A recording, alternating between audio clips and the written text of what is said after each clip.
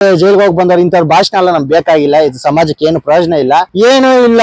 ಖಾಲಿ ಫಲವನ್ನೆಲ್ಲ ಒಳಗ್ ಬಿಟ್ಕೊಂಡು ಇಡೀ ಕರ್ನಾಟಕದಲ್ಲಿ ಮನೆಯಲ್ಲಿ ನೋಡೋದ್ರಿಂದ ಒಂದು ಬಿಗ್ ಬಾಸ್ ಅನ್ನ ತೂಕ ಇರುತ್ತೆ.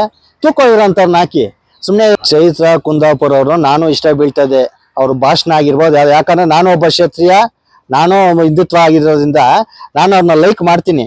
ಆದ್ರೆ ಅದನ್ನ ಇಕ್ಕೊಂಡು ಅವ್ರು ಬೇಳೆ ಬೇಯಿಸ್ಕೊಂಡು ದುಡ್ಗೋಸ್ಕರ ಈ ಸ್ಕ್ಯಾಮಲ್ಲಿ ಸಿಕ್ಕಾಕೊಂಡಾಗ ಜೈಲ್ಗೆ ಹೋಗಿ ಬಂದಾಗ ಏನ್ ಅಂತವ್ರಿಂದ ಏನ್ ತಗೊಂತೀವಿ ನಾವು? ಸ್ಕ್ಯಾಮಲ್ಲಿ ಸಿಕ್ಕಾಕೊಂಡು ಒಳಗೋಗಿ ಬಂದಿರೋ ಏನ್ ನೀವು ಅವ್ರನ್ನ ಒಳಗಡೆ ಏನ್ ತೆಗಿತೀವ? ಜೈಲ್ಗೆ ಹೋಗಿ ಬಂದಿರೋ ಅನುಭವಗಳು ಹೇಳ್ತಾರಲ್ಲ, ಇವನ್ನೆಲ್ಲ ಈ ಮನೆಗಳಲ್ಲಿ ಕುಂತ್ಕೊಂಡು ಮಕ್ಕಳು ಇವೆಲ್ಲ ನೋಡಿದ್ರೆ ಏನ್ ಅವ್ರದ್ದು ಇದು? ಹಂಗಂದ್ರೆ ಸ್ಕ್ಯಾಮ್ ಬಗ್ಗೆ ಕನ್ನಡ ಜನತೆಗೆ ಈ ತರ ಮಾಡಿ ಅಂತ ಏನೋ ಹೋಗಿದಾರ. ಜೈಲ್ಗೆ ಹೋಗಿ ಬಂದವ್ರು ಇಂಥವ್ರ ಭಾಷಣ ಎಲ್ಲ ನಮ್ಗೆ ಬೇಕಾಗಿಲ್ಲ. ಇದು ಸಮಾಜಕ್ಕೆ ಏನು ಪ್ರಯೋಜನ ಇಲ್ಲ.